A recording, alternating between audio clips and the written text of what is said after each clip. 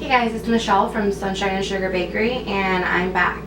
You may or may not know this, but I am obsessed with making macarons. You know, the French cookies that are really hard to replicate and take tons of practice. Well, I have a recipe that I love and I use, and I am happy to share it with you guys.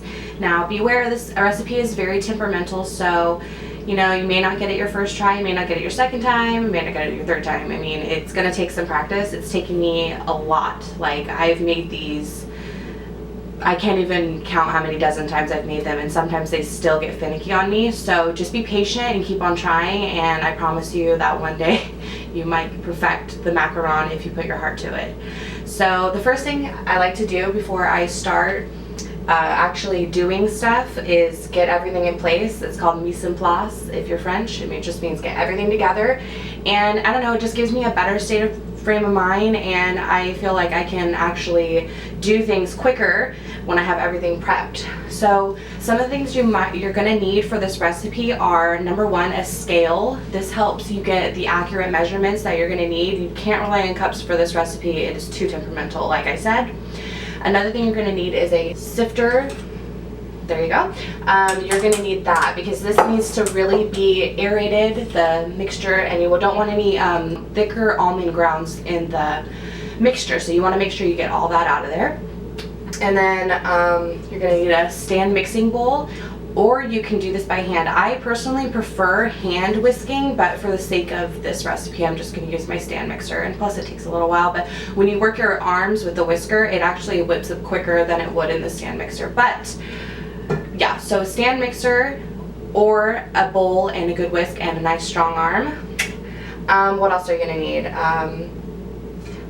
I like to make sure my almonds and powdered sugar are nice and finely ground. Now, you don't have to do this, but I like to. I have a food processor here that helps me just get a little bit more of the finer consistency that I'm looking for. So right here I have my powdered sugar and almond mixture that I've already weighed out. Actually, all my stuff has been weighed out already. So I'm going to go ahead and put this in the food processor, and I'm going to go ahead and get started.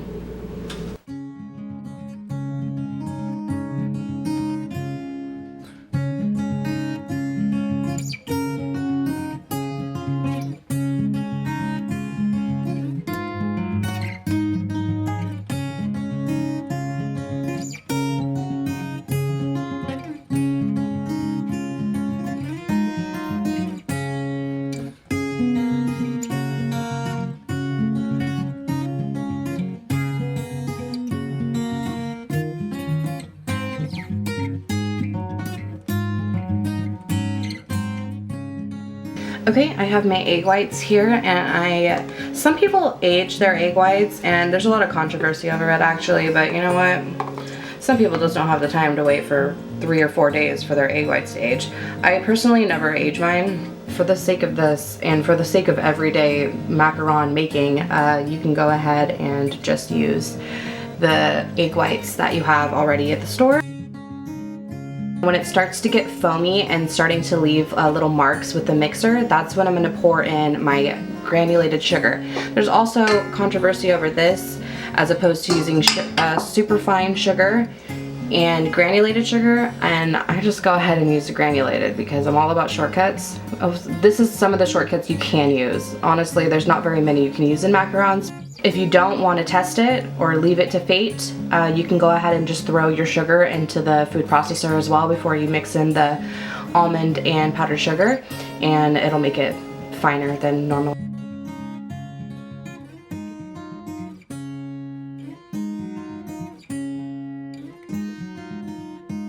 My eggs have been whipped and all that good stuff, and I like to err on the side of not too stiff, because if it's too stiff you're going to get air pockets or more air pockets in your macarons, and that's going to give you a hollow shell, which is a real big pain in the butt.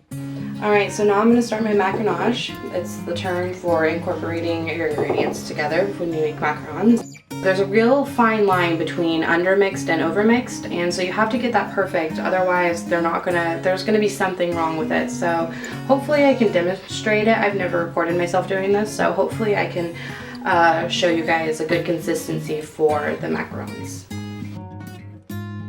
So as you can see, I kind of just go around the bowl So scrape the bowl and then I go down the middle. And when I go down the middle, I'm releasing those air pockets that have developed in the egg whites. So it's not ready yet. You want it to be kind of like cake batter where it drips. And I'll show you a good technique for that once I'm there. And so what you're gonna do is you're gonna pick up your batter and you're kind of just gonna make a figure 8 with it in there. And if you can do that and it falls back into place by itself within about 30 seconds, then you're good to go. And I'm gonna be splitting this batter up just because I'm gonna color the other one, so I'm gonna be kind of a swirl.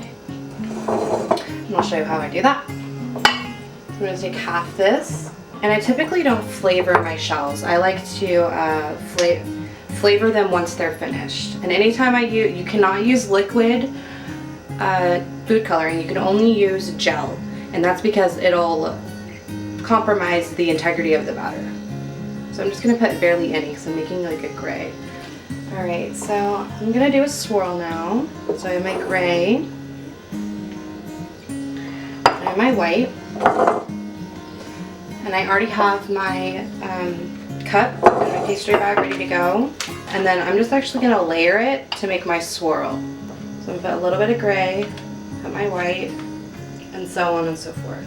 So I like to use a Silpat. This is another thing, it's just personal preference. You could use a Silpat or parchment paper. There is nothing else that you can use. It's either parchment paper or a Silpat. Anything else, you're not gonna make a macaron. So Silpats I like because they produce a more ruffly foot, and that's what you really want in a macaron. But parchment paper is great because you can also take them off like as soon as they come out of the oven. But with these, I like to wait a little while just because when they're cool, they come off a lot easier when it's on a Silpat. So I'm gonna go ahead and get to piping here.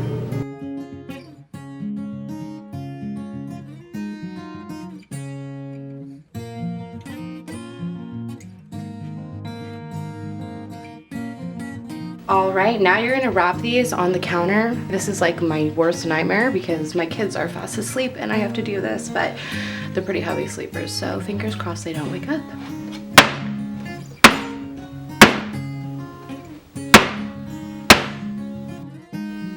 Alright guys, my macarons just came out of the oven and I'm super excited because they turned out wonderfully, and it's always nerve-wracking the moment you take them out of the oven because you never know how they might have turned out. And luckily for me this time they turned out beautifully, and as you can see they all have really beautiful feet, and I'm going to be filling these tomorrow with some delicious buttercream. But you can look back at my blueberry compote video if you want to get an idea of what you would like to fill them with. You could also fill them with lots of things. Buttercream, fill them with Nutella, you can fill them with ganache, just the list goes on and on. If you have any questions, feel free to comment below, and like, share, and subscribe.